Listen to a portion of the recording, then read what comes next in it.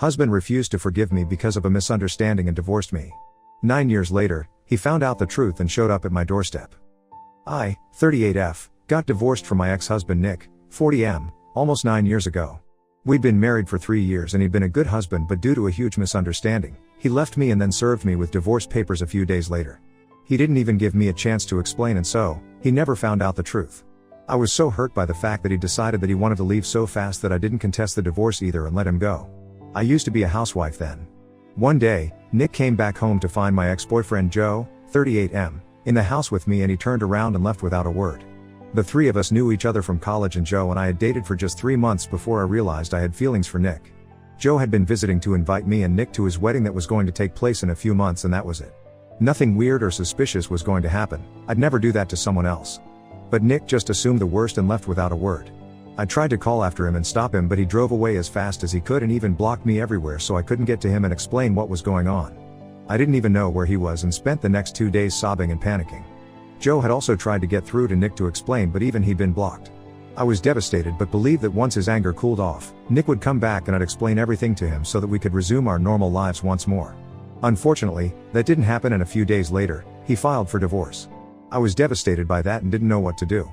I just needed a chance to explain everything to him, but he didn't think I was worthy of it, and so, with a heavy heart, I decided not to fight for my marriage anymore and let him go.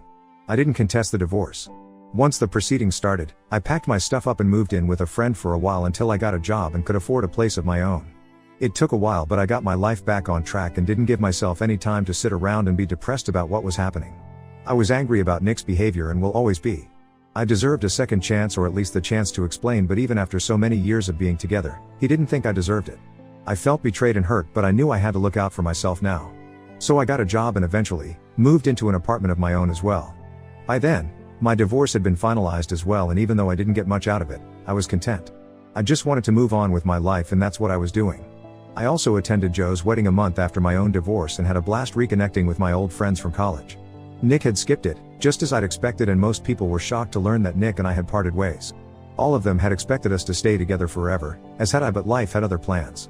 Attending Joe's wedding turned out to be the best damn decision I'd ever made, though. Because there, I met Chris, 40M, the man I'm currently married to and even have a daughter with. We had a conversation at Joe's wedding and I did feel sparks instantly, but I held back since I'd just been through a divorce and wanted to work on myself before I rushed into anything else. I wanted a break from men, so I exchanged numbers with him but didn't text for a while. A year later, I was finally in a better place mentally and felt ready to date. As luck would have it, I ran into Chris yet again at a work event since we work in the same field, and I finally agreed to go out on a date with him. 2 years later, we were getting married, and another year in, we even had a daughter who's almost 5 years old now. A lot of time has passed since my divorce with Nick, and I'm a brand new person now. So you can imagine my shock when after all this time, Nick shows up at my doorstep out of the blue. That happened a few days ago and I'm still reeling from the shock of it all. I don't know how he found me, and neither did I bother to find out later on because I truly couldn't care less. It was the weekend, so my husband and I were both at home with our daughter when the bell rang. I was stunned when I saw Nick standing outside with a bouquet of roses and smiling as if nothing had happened. Before I could even process what was happening, he started talking and explained that a few weeks ago, he'd learned from a friend that Joe was married to a different woman and not me, and he'd finally realized that he'd overreacted back then. He said he wanted to give us a second chance, and so, he was back here, asking for forgiveness for whatever he'd done. I had no idea what to say to him. I mean, it was ridiculous enough that he divorced me over a misunderstanding all those years back without bothering to find out the truth. But now he was back after 9 whole years of no contact, believing that he could just talk his way back into my life and get a second chance just like that, when he himself had denied me that very second chance. Fat chance of that happening. He kept talking while I silently stared at him, trying to think of what to do next. I so desperately wanted to shut the door on his face, but that just wouldn't be humiliating enough, so I decided to do something a lot more insulting. I told him to wait right there and went back to the living room where my husband and my daughter were sitting, waiting for me to come back. I didn't have time to explain, so I just lifted my daughter in my arms and told Chris to follow me to the front door. You can imagine what happened after that. Nick was horrified when he saw me walk towards me with my daughter in my arms and my husband behind me. I smiled at him and told him that he was a tad bit too late to ask for a second chance now and asked him to get out. After a second of silence, he turned around, ran to his car without another word, and drove away. I was really pleased with myself, and I finally felt like I got the closure I'd been looking for all those years ago. Once he was gone, I sat Chris down, and when I told him that it was Nick and told him what he'd said to me, we ended up having a good laugh over it. He was in over his head if he had really believed that I was just going to take him back, no questions asked, after what he'd done to me 9 years ago. I didn't even know why he'd thought it would be a good idea to just spring this surprise on me without doing his own research first. One look at any of my social media accounts would tell him that I was now married and even had a daughter, but I guess he couldn't get through since I have private accounts everywhere. Even then, he could have asked our old friends and tried to find out what I was up to. Chris believes that he's so self-centered that he must have assumed that I would have waited around for him after he'd left, hoping that he'd come back someday, and it sounds like a pretty spot-on assessment of his character, even though Chris has never even had a conversation with Nick. It's been a few days since then and I'd thought that he'd leave me alone after what had happened, but this morning, he sent me a message on Facebook from a new account and said that he was incredibly hurt by what I'd done. He genuinely wanted to apologize to me for what he'd done in the past, but I'd made a mockery out of the whole thing. He still feels sorry for what he did, but he also thinks that I owe him an apology as well for trying to humiliate him. Ida, for what I did to Nick? Update 1. So, I decided not to reply to Nick's message. He really didn't deserve even an ounce of my sympathy or forgiveness, let alone an apology. My husband was right, he definitely just assumed that I'd still be waiting for him and would readily accept him once he was finally ready to come back. He'd always been a self-centered guy and, sadly, I'd overlooked all the red flags before I got married to him. They were always there, he didn't suddenly change overnight, but sadly I was too blinded by my love for him to see him for what he truly was. Once we got together, he'd always make it very awkward and uncomfortable for me to be around any other guy, even if we were just friends. He wouldn't say it straight to my face, but he'd taunt me about it later and make a huge deal out of it, so I started avoiding my male friends altogether and would only speak to them in Nick's presence and never without them. He also told me to quit my job and be a housewife because his job required him to spend long hours at the office, so he wanted our house to be for him when he came back, and he said that he didn't trust anyone else to make sure of that other than me. I was honored back then, so I readily quit my well-paying job to be the perfect housewife for him. And despite all that I gave up for him, he didn't even give me a chance to explain my side. I'd always felt that Nick was especially jealous of Joe, given the fact that he was my first boyfriend in college and I was with him before Nick, so he'd be extra possessive of me when it came to Joe. He never had a reason to, though. Since I was always loyal to him and would never even imagine cheating on anyone, but he clearly didn't think that highly of me. After our divorce, I was really torn up and it took me a long time to pull myself together and give love a second chance. A lot of you guys have been saying that I jumped from one relationship into another, and maybe it's true, I don't know. I can't exactly deny it because getting into a relationship just a year after a divorce might be too quick for some people, but I'm glad that I did it. I took that leap of faith, and that's why I have the best husband and a beautiful daughter today, so I'd say that I'm pretty content with how my life has turned out. I'm not going to apologize to Nick, but I guess I do owe him a thanks, at the very least, since if he hadn't left me then I might still have been stuck in an unhappy marriage. Update 2. Okay, so I found out a couple more things about Nick. Apparently, the reason he hadn't known anything about my life was because he deleted all his social media, and for the past few years, he'd been living in Seoul for work, so he'd lost touch with his old friends from college as well. He'd moved back just a month ago and had got in touch with a friend of his who wasn't really close with me, so he didn't know about my marriage, but he did know about Joe's, which is all that he told Nick, and that's how he landed up on my doorstep. It's still bizarre that he chose to approach me even after almost a decade of not being in touch, but whatever, I'm over it now. He hasn't texted me after I ignored his message, and I don't think he will, either. I also told Joe about what had happened, and even he was shocked at the audacity that he had, showing up without any warning and expecting me to just take him back. And even demanding an apology from me because I decided to insult him the same way he'd insulted me. My daughter did ask me who that man was, but I didn't tell her the truth because she doesn't need to know.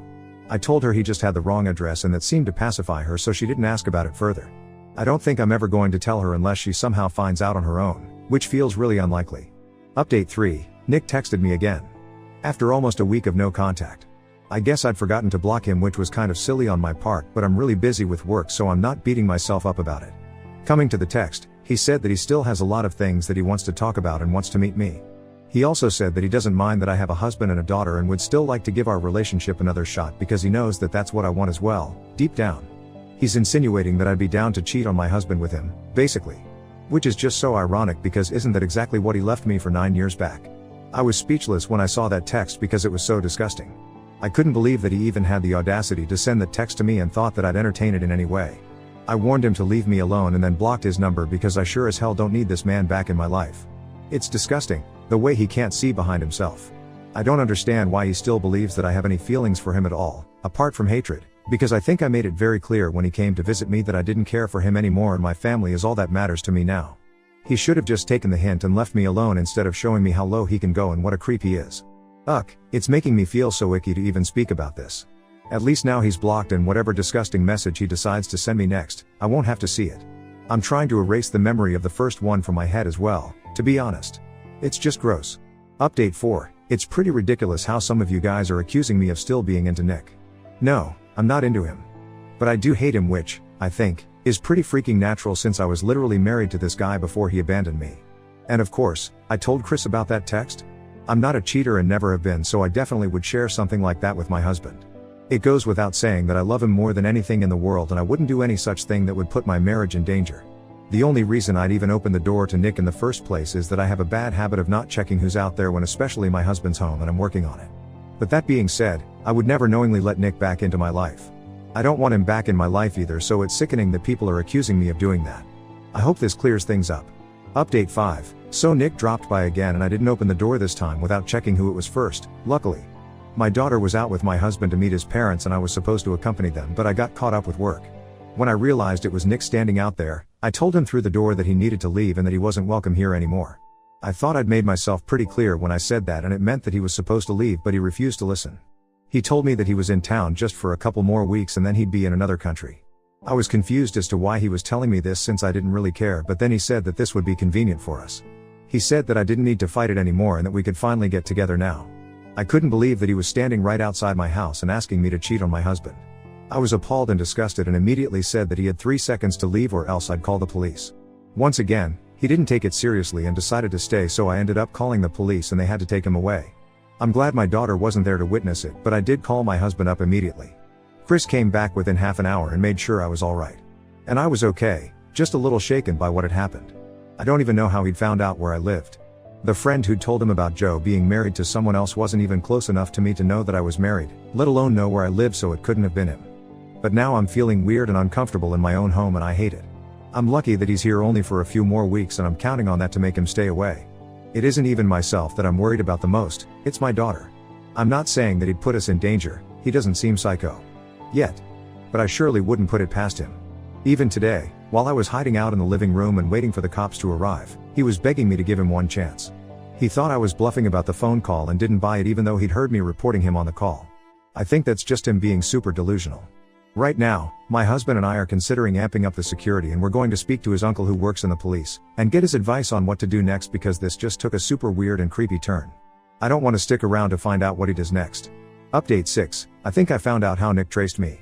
I talked to a couple of my college friends and one of them happened to give out my address to Nick's old friend. She apologized to me several times when I told her what had happened and said that she'd forgotten to ask me first. I'm obviously still pissed about it because her forgetfulness has led to a crap load of problems for me now. I'm taking a breather from this woman now because what she'd done was immensely stupid.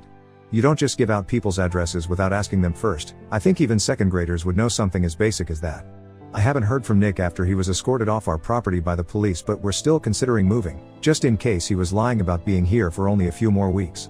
Chris and I don't want to risk anything, especially since our daughter goes to school nearby and I'm feeling incredibly paranoid and anxious about how this situation has turned out. So we're still considering a move, and the only thing holding us back, ironically, is our daughter. She loves our home and has been very upset ever since she learned that we might have to leave. So any tips on how to deal with this are welcome. Until then, we're just trying to figure out a way to make this work for us right now without compromising on our safety. Update 7, Nick has moved to Canada and I've confirmed it with multiple people, so I know he's gone for sure. He's back on social media again, so that's how they all know what he's up to. He had texted me once after I'd called the cops on him, only to tell me that he still believes something could have happened between us that day, but I was just too scared to let myself do anything. He told me that he'd wait for the day I'd realize, just like he did, that I still loved him and that my husband was just an obstacle in our way and nothing more. He even said that he'd be willing to adopt my daughter to show how devoted he was to me, and sent me his address in Canada so I could reach out to him whenever I felt I was ready. I couldn't believe that people could be this delusional, but at least he was gone. He'd used a new number to text me, so I blocked that as well, and that was it. I no longer have to deal with his bullcrap or worry about him showing up at my house unannounced again. I'm mostly happy about the fact that we didn't have to move because my daughter is so happy that she gets to stay in the home that she loves. As long as she's happy and safe, I'm okay with everything. And now that I know we're not in any danger, I'm not that worried either. We're still keeping the security measures we'd taken in place, though. Just to be doubly sure. Chris and I also did read the last message that Nick had sent together. We were sitting on the couch, drinking wine and watching our daughter play, and it honestly felt ridiculous that even after he'd seen my family, he still believed that I'd want him. I can't imagine how any human being can be so self-involved. I even sent Joe that text and he had the same reaction as us. I'm still not speaking to my friend who gave him my address, though. What she'd done was very irresponsible, and as a mother herself, she should know better than that. Not only did she put me in a really tough spot but also my family, and that's something that I just cannot forgive her for. Anyway, My husband and I are planning a vacation to the beach, my daughter's favorite place, in a few weeks so that we can let some steam off. Which is much needed since these past couple of weeks were really very stressful for me and I feel like I've earned a break. I've been very busy with work, as has my husband, and I'm sure this will do us a lot of good. Thank you guys for all the love and support that you guys have been sending us. Much love.